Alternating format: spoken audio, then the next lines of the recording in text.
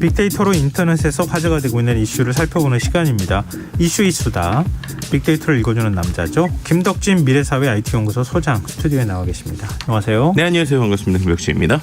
네, 어떤 흐름 오늘 정리해 주실 겁니까? 네, 이번 주는요. 일단 정치 분야는 9위까지 내려갔고요. 다른 분야들이 좀 이번에 관심이 많고 특히 뭐 경제, 스포츠 문화 분야에서 좀 재밌는 키워드가 많이 나왔었습니다. 일단 1위 키워드는 경제인데요. 경제 분야에서 가장 이슈가 된 건 역시 임대차 3법 이야기가 나오고 있습니다. 아, 역시 뭐니 해도 그렇죠. 부동산이나 또 우리의 어떻게 보면 실물 경제 또 우리 가계와 관련 있는 키워드다 보니까 뭐 지금 이제 현 정부의 핵심 부동산 정책으로 꼽히고 있는 임대차 3법에 대해서 인수위원회가 폐지나 축소를 검토하고 있다라는 이야기고요. 뭐 대통령직 인수위원회가 지금 분석하기로는 임대차 3법이 오히려 전월세 시장 불안을 초래하고 있다라고 판단하고 있고, 그래서 윤 당선인부터 시작해서 대통령 인수위원회에서 이 임대차 3법을 손보겠다 뭐 이렇게 지금 얘기하고 있는 상황인 것이죠. 그런데 이제 기본적으로 임대차 3법을 손보기 위해서라면 어쨌든 민주당과의 이제 여러 가지 토의가 필요하죠. 어쨌든 뭐 다음 국회가 되면 여소야대가 될 수 있는 상황이 될 테니까요. 그래서 이것을 어떻게 할 것이냐에 대한 논의가 상당히 많이 나오고 있는데, 민주당 측에서는 폐지에 대해서는 뭐 반대하고 있고, 수정에 대해서도 뭐 지금 뭐 여러 가지 얘기가 아직 안 나오고 있는 상황인 것 같습니다. 반응은 어때요? 반응은 그래서 어때요? SNS에서도요 갑론을박이 상당히 대단해요. 예를 들면 이제 이런다고 집값 잡힐까 하는 의견들도 있고요. 아니면 지금 와서 임대차 3법 손대면 더 큰 혼란이 오니까 폐지하더라도 유예 기간을 2년 이상 둬야 된다라는 얘기도 있고, 또 한편에서는 임대차 3법 무조건 폐기가 답이다 뭐 이렇게 이제 강하게 주장하시는 분들도 있고요. 어쨌든 지금 뭐 여러 가지에서 조금 전반적으로 나오는 건 이제 바로 이렇게 그 바꾼 지 얼마 안 된 법을 또 다시 뭐 폐지하는 것들에 대한 좀 걱정, 그리고 정말 이렇게 한 번 또 돌이킨 걸 또 한 번 돌이켰을 때 원하는 대로 되지 않았을 때에 대한 어떤 부작용 뭐 이런 것들에 대한 이야기가 상당히 많은 것 같고요. 어쨌든 지금 상황에서 상당히 뜨거운 법이다. 그리고 이것이 어떻게 될지에 따라서 여러 가지 지금 반응들도 많이 좀 변할 것 같다. 뭐 이렇게 좀 간단하게 볼 수 있을 것 같습니다. 어떻게 장점은 살리고 단점은 보완하는 이런 방법이었으면 좋겠는데, 그러니까요. 집을 세입자로 많이 옮겨 다니신 분들, 이런 분들에게는 4년 그래도 마음 편하게 살 수 있다, 이런 거는 엄청난 일로 받아들여지기는 해요. 저도 비슷한 처지에 있어봤기 때문에. 솔직히 저도 비슷하고 최근에 계약을 했는데, 그러니까 이것도 이제 똑같은 것 같아요. 딱 이 두 가지 댓글인데, 이렇게 되면 예전처럼 돌아가려라는 거냐, 더 살겠다고 하면 돈 막 올려달라고 요구 듣고 압박받게 되는 거잖아 라는 의견이 있었는데, 그 밑에 댓글이 당연하지, 요즘 세입자가 갑이야, 집주인이 내 집 내 맘대로 못하는 게 말이 되냐. 그러니까 정말 이 저 어떻게 보면 상대방의 의견들이 갈리고 있는 뭐 이러한 상황들이다 뭐 이렇게 볼 수 있을 것 같습니다. 집주인과 세입자와의 싸움처럼 가지는 않았으면 좋겠습니다. 저도 좀 그러진 않았으면 좋겠습니다. 경제 분야에서 또 키워드가 하나 더 있다면서요? 네, 뭐 약간 생활 경제 키워드라고 볼 수 있을 것 같은데, 주차장이라는 키워드가 나왔어요. 이게 뭐냐면 법원 인근에 위치한 한 주차장에서 일반적인 주차장 안내 문구랑은 조금 다른 좀 살벌한 안내문이 포착돼서 화제입니다. 지난 24일에 한 온라인 커뮤니티에서 의정부 법원 앞 유료 주차장이라는 제목의 글과 함께 사진이 올라온 건데요. 내용이 이렇게 써 있어요. 손님, 오늘 법정 구속될 것 같으면 24시간 주차비가 15만 원이 되기 때문에 주차장 사무실에 차 열쇠와 차 인수할 분 전화번호 꼭 남겨주세요. 라는 겁니다. 재판 받으러 가는데 법정 구속될 가능성이 있는 사람이 차 갖고 왔다가 만약에 구속되면 그 차 계속 있으니 곧바로 구속 수감되니까 그죠. 그럼 그렇게 되면은 오랜 시간 차 방치되니까 주차비 폭탄 맞으니까 이에 대한 어떤 취지 안내문이라고 볼 수 있을 것 같은데, 이 게시물에 참 댓글들이 많이 달렸어요. 그래서 안내 문구가 웃기면서 슬프다, 이른바 우프다. 또 실제로 벌금형 예상하고 차 끌고 갔다가 법정 구속되는 사람들 많다더라. 경험에서 우러나오는 주차장 사장님의 주차비 꿀팁, 이렇게 얘기를 한 건데요.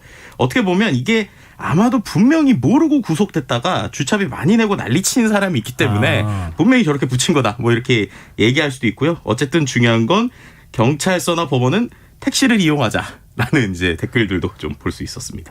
근데 저도 사진 봤는데 이렇게 글이 좀 무섭게 쓰여지긴 했어요. 제가 아무리 봐도 경험이 있으신 것 같아요. 분명히 누군가가 뭔 소리냐 네. 이렇게 왜 이렇게 뭐 주차비가 많이 나왔냐 뭐 이러지 않았을까 좀 보입니다. 네. 자, 2위 주제는 뭐죠? 2위는 스포츠 분야고요. 키워드는 월드컵인데요. 24일 기분 좋은 일이 있었죠. 서울 월드컵 경기장에서 2022 카타르 월드컵 아시아 최종 예선 A조 9차전 한국과 이란의 경기가 열렸고 한국이 2대0으로 승리하면서 월드컵 진출을 확정했습니다. 근데 이때 좀 데이터들이 좀 재미있는 게 나왔는데 이날 편의점 맥주, 안주, 숙취해소 상품 판매가 증가를 했는데요. 예. 이게 어떻게 보면은 지금까지 증가한 최근의 증가율 중에서 가장 높은 증가율을 보였다고 해요. 예를 들면 특히나 맥주 같은 경우에 수제 맥주 증가율이 2배 이상 기록이 됐고 네. 특히 이제 경기가 시작되기 전도 높았지만 경기 끝나고 나서도 높은 증가율을 보였는데 예전에 우리가 경기 끝나고 나면 밖에서 뒤풀이 했는데 네. 집에서 이제 편의점에서 그렇죠. 이제 사서 즐기시는 모습을 볼 수 있었고요. 또 한 가지 이게 이제 확정이 되니까 이런 그 뉴스들이 나오는데 월드컵 징크스를 우리나라가 이번에 깬 거라고 해요. 월드컵 징크스요? 아, 네. 이란전 말하는 네네. 거예요? 이번에 우리가 이렇게 해서 결국에는 본선에 진출한 거잖아요. 네. 이 본선 진출이라고 하는 게 상당히 큰 월드컵 징크스가 있었다고 합니다. 근데 이게 1950년부터 있던 징크스래요. 예. 어떤 거냐면 지난 대회 우승국을 예. 조별리그 또는 1라운드에서 탈락시킨 나라들이 그 다음 차기 대회 본선에 진출을 못했다고 합니다. 그러니까 예를 들면 1950년도 때 이탈리아가 우승을 했었는데 예. 그때 이제 1938년에 우승했었던 이탈리아를 스웨덴이 이겼어요. 예. 그랬더니 1954년에 월드컵 본선 진출을 실패했고요. 또 이제 그렇게 쭉쭉쭉 가다가 예를 들면은 2010년 또 이탈리아를 이긴 슬로바키아. 근데 2006년에 이탈리아가 우승을 했었거든요. 네. 근데 그때 2014년 브라질 월드컵 본선 진출을 실패했습니다. 이런 식으로 1950년부터 최소 6번 이상의 이런 이른바 징크스들이 있었는데 네. 생각해 보시면 우리나라가 지난 2018년 러시아 월드컵 때 네. 같은 조에 있었던 전대 챔피언이었죠. 독일을 2대0으로 맞아요. 꺾었어요. 예. 그죠? 그래서 독일에게 사상 첫 조별리그 탈락이라는 수모를 안겼었습니다. 네. 그러니까 이제 이 징크스대로 됐으면 우리나라가 이번에 본선 진출을 못했어야 이 징크스에 맞는 거였는데 예. 우리는 전승으로 이제 지금까지 오늘도 지금 경기를 하고 있지만 그 전까지 네. 이제 전승으로 이제 올라갔잖아요. 네. 근데 그러다 보니까는 이러한 어떻게 보면은 징크스를 아주 손쉽게 타파했다. 뭐 이런 얘기 나오고 있고요. 네. 그러다 보니까 지금 시간에 열리고 있는 오히려 그 카타르 최종 예선 A조 10차전에 대한 기대감이 높아지고 다른 것보다 손흥민 선수가 지금 월드컵 최종 예선전에서 기록한 득점이 6골인데요. 지금 월드컵 최종 예선 통산 최다골의 주인공이 최용수 강원FC 감독이라고 해요. 네. 지금까지 최종 예선 7골 넣었는데 과연 오늘 또 2골 더 넣을지 뭐 이런 것들에 대한 관심들이 집중되고 있습니다. 네. 대단하네요. 또 생각해 보니까. 아, 그러니까요. 자, 3위 주제 뭐죠? 3위는 문화 분야고요. 분석 기사들이 좀 이슈가 됐는데 예. 첫 번째 키워드는 임영웅입니다. 이제 가수 트로트 가수죠. 트로트 네. 가수 임영웅인데 음원 차트에서 임영웅 가수의 노래가 계속적으로 상위권에 많이 있다는 거예요. 그러니까 이른바 우리가 음원 차트라고 하면 그전에는 아이돌 혹은 이제 유명 어떤 지금 당장 뜨는 뭐 이런 가수들인데 임영웅 씨는 뭐 신곡을 몇 곡 내긴 했지만 뭐 조금 더 뭐 몇 개월 된 노래 뭐 1년 전 노래들도 계속 이슈가 되고 있다는 건데요. 네. 그게 왜 그런지에 대한 분석 기사들이었는데 결론적으로 보면 팬덤의 어떤 특이성에 대한 이야기가 나옵니다.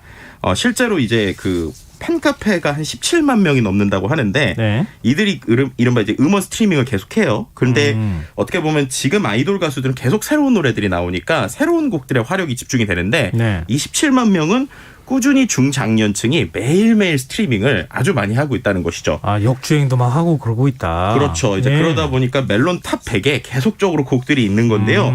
청취자 수가 실제로 이제 임영웅 그 카페 회원 수의 6분의 1인 한 28,237명이 매 시간에 계속 듣고 있고 24시간 누적으로 22만 명 정도가 계속 임영웅 씨의 노래를 특정 스트리밍 사이트에서 계속 듣고 있다고 합니다. 그러다 보니까 거의 뭐 전남 목포시 인구 수준이 계속 듣고 있는 뭐 이런 좀 특징들이 보여졌다라고 볼 수 있을 것 같습니다. 그래서 팬덤이 정말 중요하다고 얘기하잖아요. 그러니까요. 예. 자, 그러면 또 눈여겨봐야 할 문화 분야 키워드가 있다면요? 네, 혹시 만화 심화과장이라고 아세요? 아니, 잘 모르겠는데. 이게 일본 만화인데요. 예. 일본에서 1983년부터 지금까지 계속 이어져 오는 작품입니다. 예. 40년 가까이 연재되고 있는데 여기에서 실제로 나오는 그 사람이 그 우리 과거에 그 파나소닉이라고 하는 지금 있는 파나소닉 그리고 미찌시다 전산의 그 회사에 실제 있는 사람이 사원부터 시작해서 예. 지금 부장, 이사, 상무, 전무, 사장, 회장까지 쭉쭉쭉쭉 만화책이 나왔고 그 다음에 이제 74살 때까지 그 어떻게 보면은 계속적으로 만화책이 나온 거예요. 이 사람의. 근데 이게 계속적으로 이어지고 있어서 끝난 줄 알았더니 이번에 또 사회이사 버전이 나와서 아니 74살이 넘은 정도까지 일본에서 계속 사회생활을 하고 이런 것들이 과연 좋은 것이냐. 이게 정말 멋진 셀러리맨의 일상이냐 아니면 과거의 영광을 재현하는 것이냐에 대한 논란들이 좀 이어지고 있다라고도 합니다. 초고령화 사회는 더 많이 오래 일해야 되는 약간 좀 그런 쪽으로 가는 거 아닌가 그런 생각이 들기도 하네요. 자, 아카데미 시상식은 뭐 저희가 어제도 소개해드렸기 때문에 일단 키워드로 중요하게 꼽혔다 이 사실만 좀 전해드리는 걸로 하고요. 네. 자, 4위는 어떤 내용입니까? 4위는 생활 분야고요. 여행 레저 관련 키워드인데요. 자가명 그 입국 시에 자가격리 면제가 되자마자 해외 여행 상품이 불티나게 팔리고 있다. 1시간 만에 180억 이상의 여행 상품이 팔리기도 했고 네. 여름 휴가 각이 될 것이다. 뭐 바빠지는 항공 여행 업계에 대한 이야기들이 나왔습니다. 이제 여행업계가 기지개를 펴는 것인가. 네, 그렇죠. 조금 더 빨리 코로나 상황이 좀 좋아졌으면 좋겠고요. 자, 마지막 5위 주제는요. 5위는요. 산업 분야인데요. 쌍용차 이야기입니다. 그러니까 에디슨 모터스 컨소시엄의 쌍용 자동차 인수가 무산됐다는 얘기고요. 지난 25일 잔여 인수대금 2,743억을 입금해야 되는데 입금이 안 돼서 자동 해제 공시가 됐고 에디슨 모터스에서는 일방적 계약 해지가 유감이다. 가처분 신청하겠다라고는 하고 있는데 쌍용차에서는 최단 시일 내에 재매각을 성사시키겠다. 뭐 이렇게 얘기하고 있는 이것이 좀 이슈가 됐다고 볼 수 있을 것 같습니다. 아, 쌍용차 사태 많은 분들이 아픈 기억으로 그러니까요. 알고 계실 텐데 협력업체가 400곳이 넘는다고 하고 네. 만약에 또 다른 인수자를 찾기 위해서는 구조조정이 어쩔 수 없이 있어야 되지 않겠느냐. 공적 자금이 투입돼도 마찬가지로 또 해고가 되거나 이런 일들이 벌어지지 않을까 많은 분들이 좀 걱정하고 계십니다. 네. 좀 매각 작업이 잘 순조롭게 이루어졌으면 좋겠어요. 네, 주가의 이용만 안 당했으면 좋겠습니다. 개인적인 생각. 아, 그렇게 하고 주가 올렸다가 또 네. 또 그런 부분도 있네요.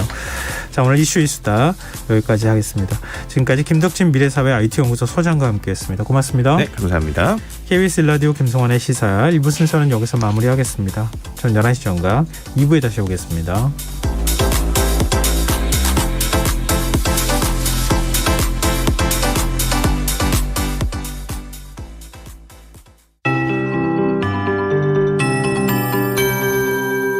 KBS 58분 날씨.